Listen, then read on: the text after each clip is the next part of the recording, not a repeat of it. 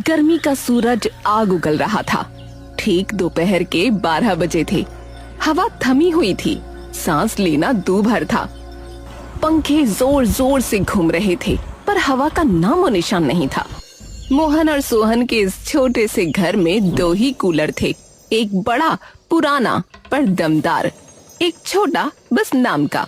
और इन 2 कूलरों पर गीता सीता में जंग छिड़ गई। मैं बड़ी हूँ, मुझे बड़ा कूलर मिलेगा। मेरी प्यारी बेटी को गर्मी नहीं लगनी चाहिए, तो अपने छोटे कूलर से काम चला ले। हाँ, तेरी बेटी प्यारी है तो मेरा बेटा कोढ़ है क्या? तुझे कूलर चाहिए तो अपने पति से खरीदवा के ले, मेरे पति के पैसे से नहीं। क्या बोली? मेरे मोहन को छोटा समझती है? तेरा सोहन क्या बहुत कमाता है? हराम की कमाई। किसकी कमाई हराम की है सबको पता है। तेरा सौतेलापन मायके में भी दिखता था और यहाँ ससुराल में भी, तो कोई कमी नहीं छोड़ती। तो एक ही ससुराल में क्यों आ मरी है तू? गीता और सीता लड़ रही थीं। घर में गर्मी से ज्यादा जहर फैल गया। तभी मोहन और सोहन काम से लौटे, पसीने से तरबतर। अरे बंद करो, आग लगी है घर में और तुम लड़ रही हो। ए गीता, अंदर जा। सीता, तू भी जा। हाँ, एक कूलर किसी एक को मिलेगा, दूसरा हम देख लेंगे, पर इतनी गर्मी में लड़ो तो मत। वो दोनों सौतेली बहनें थीं, जो अब देवरानी जेठानी बन बैठी थीं, पर उन्हें लड़ने से फुर्सत यहाँ भी नहीं मिलती थी।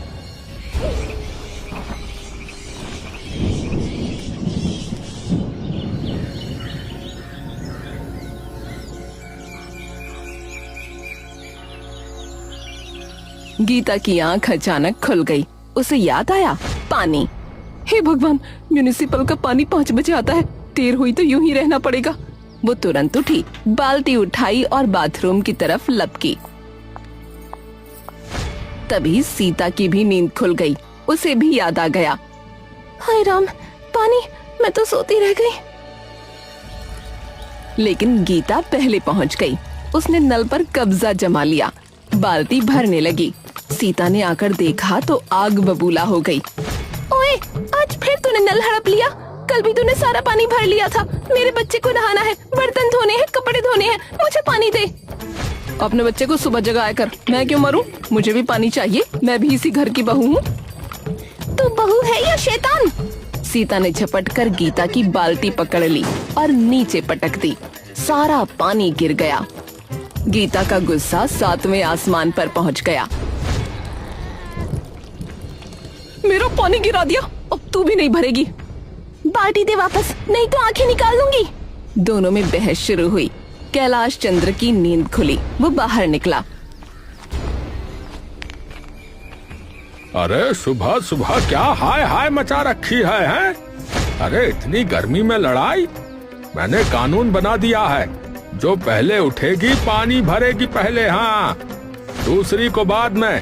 तो क्या आफत है? लेकिन अरे चुप, हर वक्त बस लड़ती रहती हैं दोनों। हाँ, कोई काम नहीं है घर पर। 2 सौतेली बहनें लाकर गलती कर दी। तमीज में आ जाओ, दोनों बहुओं को मिलजुल कर काम चलाना होगा, समझी? दोनों के चेहरे उतर गए, लेकिन एक दूसरे के सामने हार मानने को तैयार नहीं थी। वो जलती निगाहों से देखते हुए अपने अपने काम में लग गईं। दोपहर के 2 बजे, धूप ऐसी कि बाहर कदम रखना मुश्किल। गीता के कमरे में छोटा कूलर था, जो हवा की जगह गर्म हवा उगल रहा था।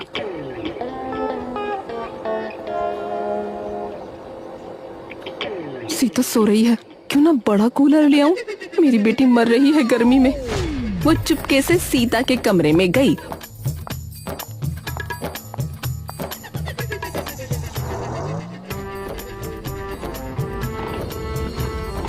जैसे ही उसने कूलर चालू किया, सीता की आंख खुल गई। उसने देखा, उसका कूलर गायब। अरे, मेरा कूलर कहाँ गया? गीता, तूने मेरा कूलर चुराया है। चुराया नहीं, लिया है। मेरी बेटी तड़प रही है, उसे ठंडी हवा चाहिए, तो अपने छोटे कूलर से काम चला ले। तेरी बेटी तड़प रही है तो मेरा बच्चा क्या पत्थर का है? उसे भी गर्मी लग रही है, मुझे मेरा कूलर वापस दे। गीता ने कूलर देने से मना कर दिया, तो सीता ने झूठा रोना शुरू कर दिया। उसका रोना सुनकर सोहन आया।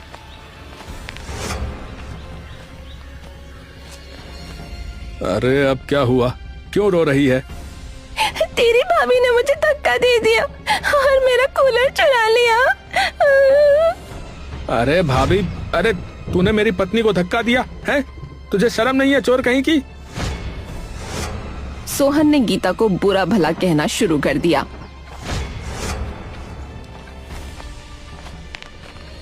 मोहन भी आ गया, दोनों भाई आमने सामने। तभी दुर्गावती चिल्लाई, अरे ये दोनों तो हर समय लड़ती रहती हैं। तुम लोग भी शुरू हो गए, अब बंद करो ये लड़ना झगड़ना।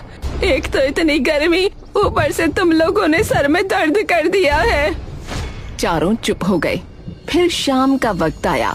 धूप थोड़ी कम हुई, लेकिन गर्मी बरकरार। गीता का कूलर खराब हो गया। पानी की मोटर ने भी जवाब दे दिया। उसकी बेटी बुखार में तप रही थी और तभी मोहन नशे में घर आया। सुनो, कूलर खराब है, बेटी को बुखार है, कुछ करो ना। अरे तुझे क्या लगा है? मैं तेरा नौकर हूँ? अरे इतनी गर्मी में कूलर ठीक कराऊं? पैसे कहाँ से लाऊं? तू अपने मायके से मंगवा ले।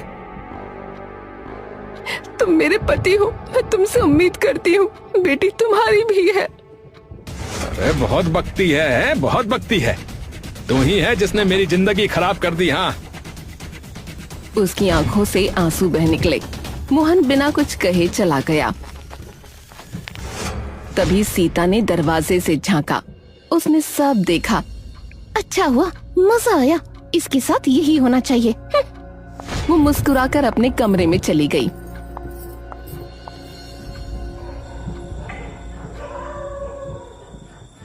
लेकिन रात को जब वो सोने लगी तो उसे बेचैनी हुई। उसके दिल में कहीं न कहीं गीता के लिए दर्द था, लेकिन वो मान नहीं रही थी।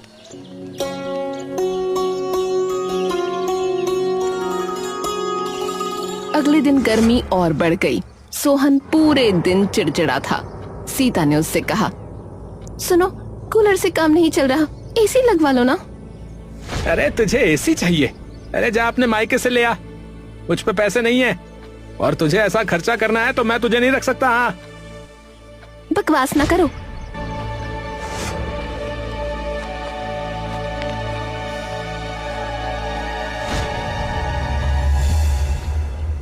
गर्मी से दोनों भाई पागल हो गए हैं क्या? कल तक वो सीता को देखकर खुश हुई थी। आज उसे देखकर दर्द हुआ, लेकिन अभिमान ने रोक दिया। वो अपने कमरे में चली गई। रात के 2 बजे अचानक बिजली चली गई। घर में अंधेरा छा गया। गीता के कमरे में पंखा बंद हो गया तो उसकी बेटी भी जाग गई। सीता के कमरे में भी यही हाल था। उसका बेटा भी परेशान था। सोहन, सोहन, लाइट चली गई है, ये रो रहा है, कुछ करो। अरे तो मैं क्या करूं? मैं क्या करूं? अरे बिजली विभाग वालों को जगाऊं क्या? मुझे सोने दे, दिमाग मत खा। सीता गुस्से में अपने बेटे के साथ बैठी रह गई। तभी उसने देखा कि गीता अपनी बेटी को लेकर बाहर आई। वो आंगन में टहल रही थी।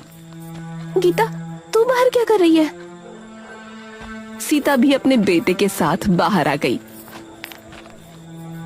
पहली बार दोनों के बीच कोई लड़ाई नहीं हुई। गर्मी की रात में अंधेरे में 2 परेशान औरतें, 2 माएं। क्या करूं, बहुत गर्मी है। हाँ, इनके बापों को तो मतलब ही नहीं है। तभी सीता ने अपने पास से एक पुराना हाथ वाला पंखा निकाला। इससे हवा कर ले, थोड़ी राहत मिलेगी। शुक्रिया। दोनों फिर चुप हो गईं, लेकिन उस चुप्पी में एक नया रिश्ता जन्म ले रहा था।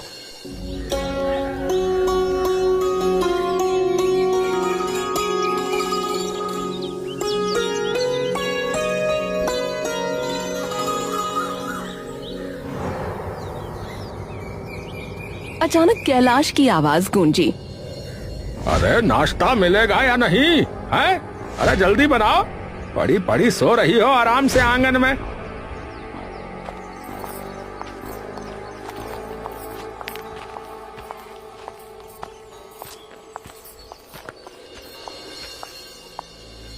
हाँ नहीं तो अजीब ही बहुएं मिली हैं।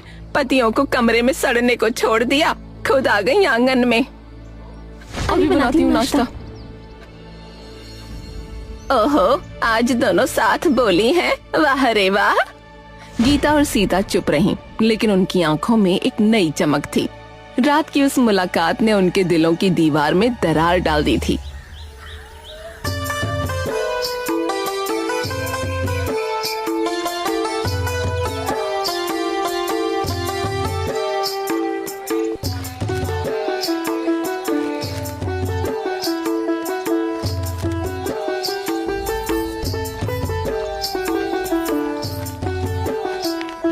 सब्जी इतनी महंगी है, समझ नहीं आता क्या करूं। मेरे पास थोड़े से एक्स्ट्रा पैसे हैं, ले ले। नहीं, मैं नहीं लूंगी। ले ले यार, बहन ही तो हैं हम। बहन लफ्ज सुनते ही गीता की आंखें भर आईं। मैं तो भूल ही गई थी कि हमारा बहन वाला रिश्ता भी है। सौतेली ही सही, पर बहनें तो हैं। हाँ, मुझे भी यही ख्याल आया। और फिर इस गर्मी में लड़कर और क्यों दिमाग खराब करना है। ससुराल वालों को वैसे भी हमसे कोई मतलब नहीं है। सही कहा तूने, उनके लिए तो बस हम काम वालियां हैं।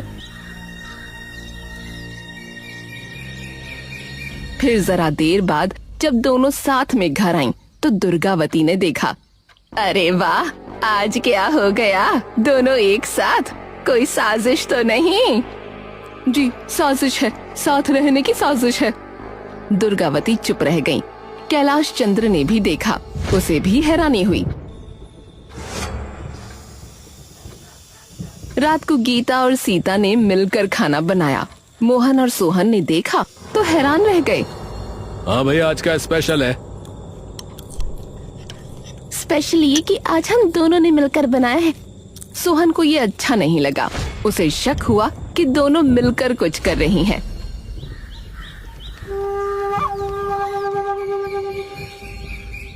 अगले दिन मोहन ने सोहन से कहा, अरे भाई, ये दोनों क्या कर रही हैं? पहले तो खूब लड़ती थी, हैं? अब एक दूसरे की परछाई बनी फिर रही हैं। मुझे तो शक है कि ये हमारे खिलाफ कोई साजिश कर रही है भैया। भैया, मुझे भी ऐसा ही लग रहा है। कल मैंने देखा ये दोनों चुपके बातें कर रही थी। जैसे ही मैं पास गया तो चुप हो गई। जरूर कोई प्लान बना रही हैं ये दोनों। दोनों भाइयों ने तय किया कि वो अपनी अपनी बीवियों पर नजर रखेंगे।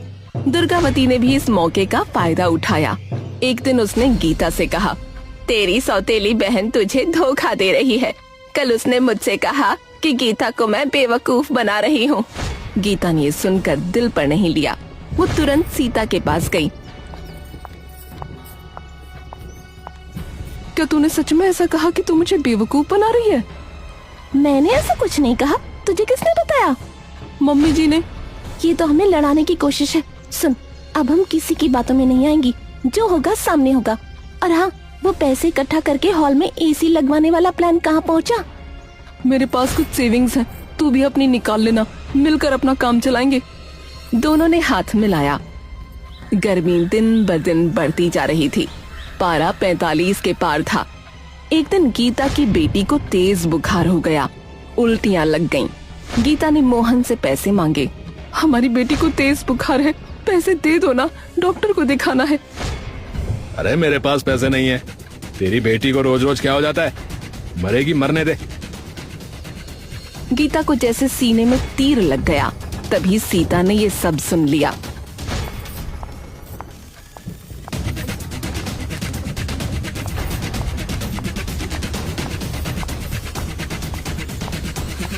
इसको डॉक्टर के पास ले जा, मैं तेरे साथ चलती हूँ। तूने मेरे लिए ये किया? हम तो साथ भी नहीं थे कभी। अब तो है, चल देर मत कर।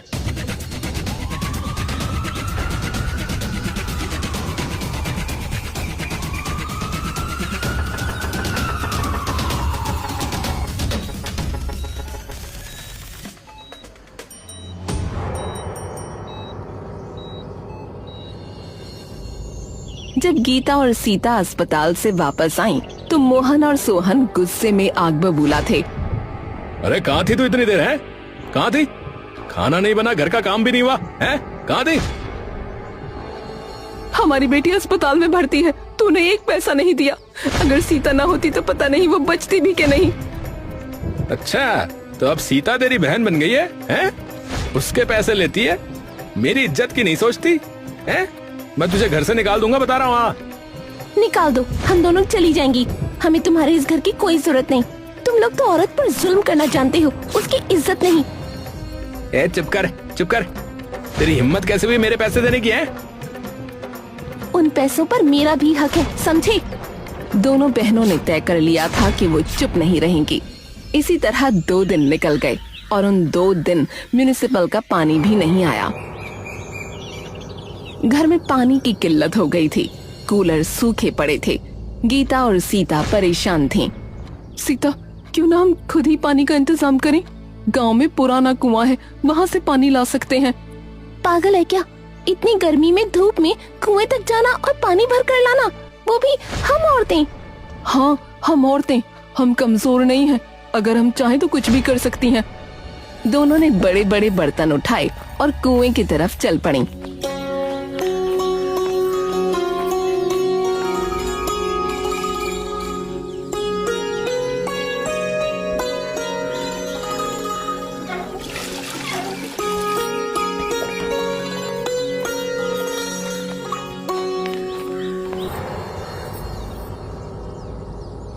तुम लोग पानी ले आई?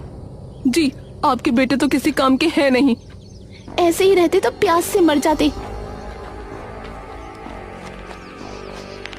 अरे मेरे दोनों बेटे कब इतने नाकारा हो गए कि पता ही नहीं चला।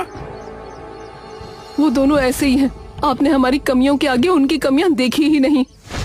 उनके सिर शर्म से झुक गए।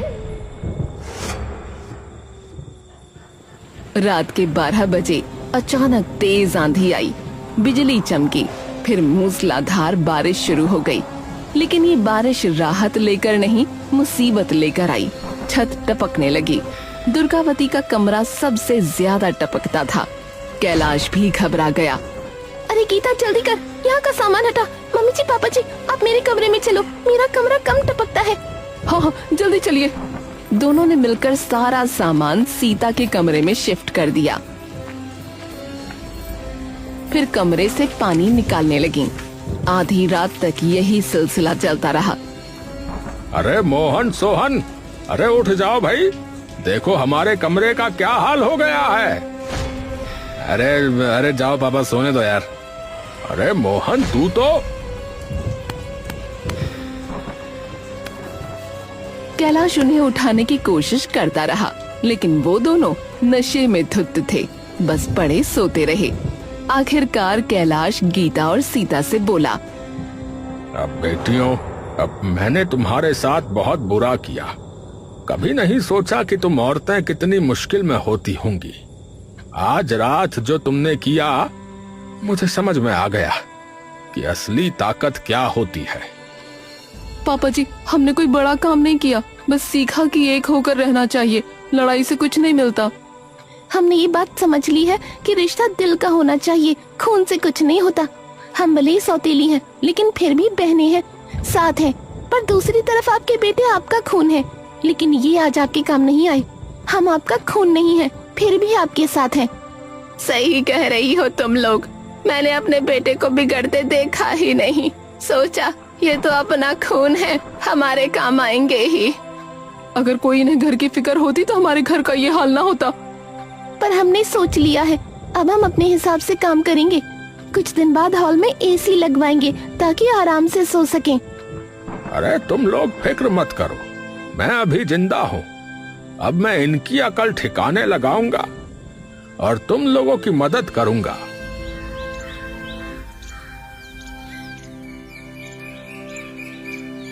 इन गर्मियों ने उन्हें बहुत परेशान किया, लेकिन यही गर्मियाँ उन्हें पास लेकर आईं।